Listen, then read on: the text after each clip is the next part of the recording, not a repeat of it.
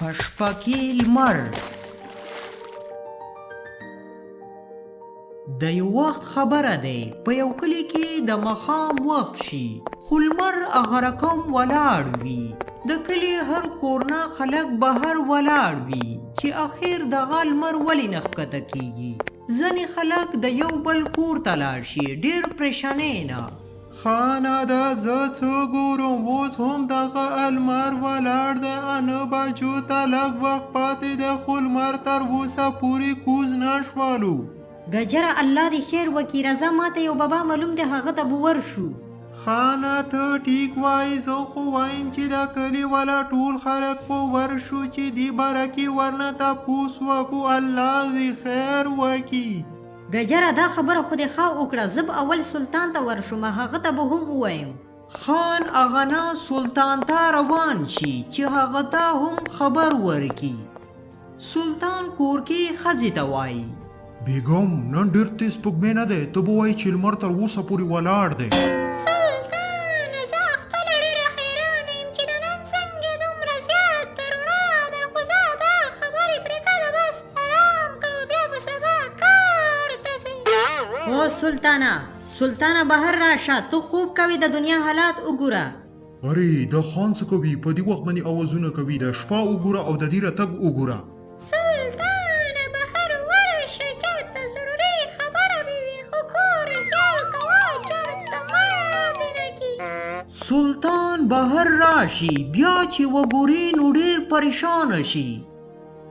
خانه دا خو وختي شوه دی، ما خو خوب هم نه کړه، شپه رانه همداسې تېره شوله. وی سلطانه شپه درنه نه ده تېره، لږ سترګې وغړوه، شپې 10 بجې دي خو لمر تر اوسه پورې نه ده کوز شوه.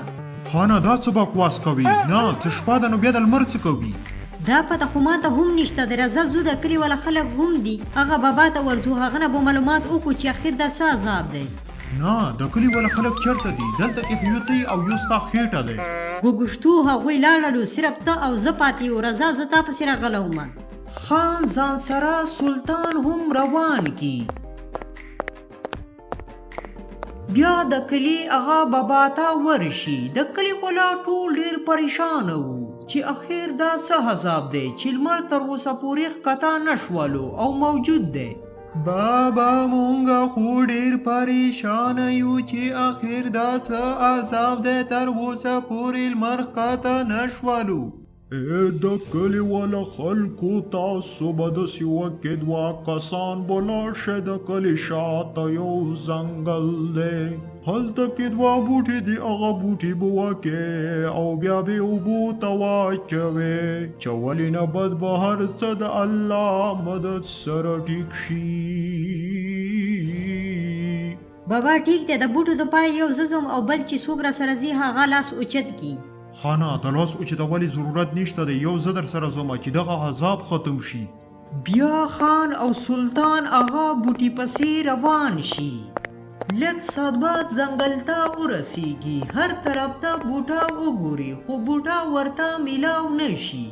خانه دا بوټه به اخر کوم ځای کې وي؟ هر طرف ته مې وکتل خو بوټه نشته دی. په دې وخت د خان نظیر هغه بوټي باندې شي. سلطانه بوټه میلاو شولو، هغه دی مخامخ وګوره. بیا دواړه هغه بوټو ته ورشي، یو بوټه خان وکي او بل سلطان. بوټي کولې نه بعد هغه نه روان شي.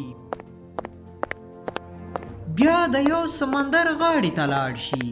تلو نه بعد هلته کې خان سمندر ته بوټه ور واچوي، چولې نه بعد چې مخ راواړوي نو سلطان نه وي موجود. ارې د سلطان چېرته لاړلو؟ کوم پله غایب شولو؟ سلطانه و سلطانه چېرته لاړلې؟ خان ډېر اوازونه ورکي خو سلطان نه وي موجود. بیا خان هغه نه روان شي چې کلي ته راشي نو هر څه ګجر ته ووایي چې بوټه سلطان واخیستو هغه نه ورک شولو. دی سلطان اخر ولې داسې وکړلو؟ ما ته خو ښکاري هغه دی کې هم ځان ته پیدا ګوري، راځه کور ته به ورشو چې هلته کې معلومات وکړو، داسې نه وي چې هغه بوټه واچي او مونږ غرق شو. سلطان چې کور ته راشي نو ښځه ورنه تپوس کوي. سلطانه یو دې لمر ته ډېره خفه یم چې تر اوسه پورې دا څنګه ولاړه د شپه نه کېږي او بل پله ته هم غایب شولې. اخر هر څه ښځې ته بیان کی چې زه دغه نه لاړم هغه بابا سره میلاو شو. هغه وویل چې تاسو داسې بوټه راوړئ او بیا بوټي پسې زه او خان لاړو. ما ورنه دغه بوټه غلا کړلو او دلته کې راغلم. نو دا خبره دی، خو تا دا بوټه ولې اوبو ته نه واچولو چې دغه لمر راښکته شو و شپه شوې وه، موږ خو ده دپاره ډېر پریشانه یو. بیګم زه کلیوالا ته دغه بوټه تر هغې نه ورکوم چې تر څو پرې ما ته 5 لکه روپۍ نه وي راکړي. هغوی اوس مجبوره دي ما ته به پیسې راکوي. سلطانه د کوم رقم انسان یې تا دې کې هم ځان ته پیدا ولیدله، ډېر زبردست.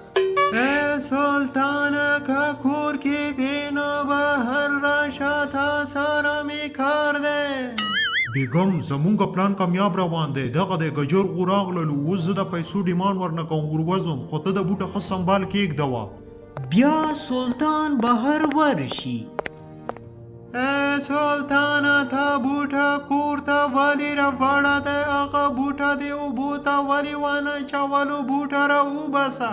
هسې بوټه راوباسه. تاسو چې هغه بوټه خلې نو ما ته اول 5 لکه روپۍ راکوئ، هغه نه بد به تاسو ته بوټه میلویږي. سلطانه دا څه وایي؟ اوس ته موږ نه د هغه بوټي پیسې خلې. او زه د هغه بوټي پیسې خلم، ما ته پیسې راوړئ. که بوټه مې په کار وي نو پیسې راوړئ، او که بوټه مې نه وي په کار نو بیا دې ځنه خپې سپکوئ. دې خبرې نه بعد سلطان ورنه کور ته روان شي. خانه د سلطان څه بکواس کوي؟ دا زمونږه مجبورۍ نه پیدا خلي، مونږ سره دومره پیسې کومه دي؟ ګجره زما ذهن کې یوه آیډیا دی، ته ما سره راځه بیا به درته پته ولګېږي چې زه دې سره څه کوم. ګجر او خان اغنا لاړ شي. سلطانه څه وشول؟ پلان دې کامیاب شولو او که نه؟ بیګم پلان خو تر اوسه پورې کامیاب روان دی. هغوی مجبوره دي پیسې به راوړي، خامخا به راوړي. خو که سلطانه هغوی پیسې نه راوړي او بوټه وشي نو بیا به څه کوو؟ بیګم کله چې یو انسان نه پیدا خلي نو د هغوی مجبورۍ ګوره. اوس د دوی مجبورۍ دغه بوټه دی، دوی به خامخا پیسې راوړي. سلطانه و سلطانه پیسې مې راوړلې، هغه بوټه راوباسه. بیګم ما درته څه ویلو؟ هغه دې پیسې راوړلې، اوس چې ورنه وصولي وکړم. بیا سلطان بهر خان ته ورشي. سلطانه ما درته پیسې راوړلې، دغه بیگ کې دي. خانه ما ته اول لږې پیسې وښیه، داسې خو نه وي چې تر څه دوکا وکړي. بیا ورته خان یو بنډل د پیسو راوباسي. سلطانه پیسې دغه دي، ودې کتلې اوس دې یقین راغلو او که نه؟ دین بس سلطان خان ته بوټه ورکی. خان اغنا لاړ شي.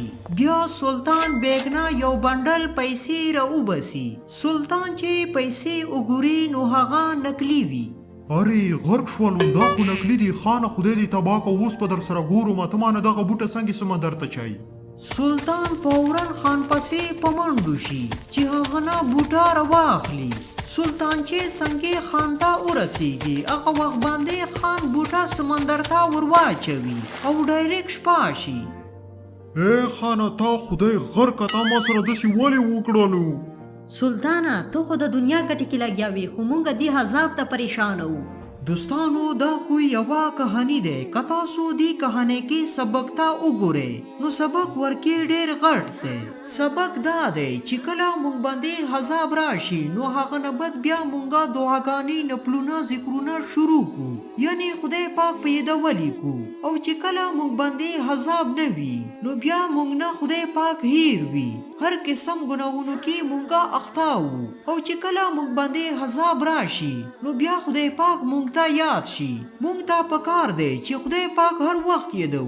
دا د دنیا خواهشات دي، دا کله هم نه پوره کیږي. نورا کمنټ کې خپل رایه ضرور ولیکئ. او که تاسو دغه ویډیو خوښه شوې وي نو دا در سره لایک کړئ او چینل در سره سبسکرایب کړئ. بلې ویډیو راتلو پورې د لوی الله په امان.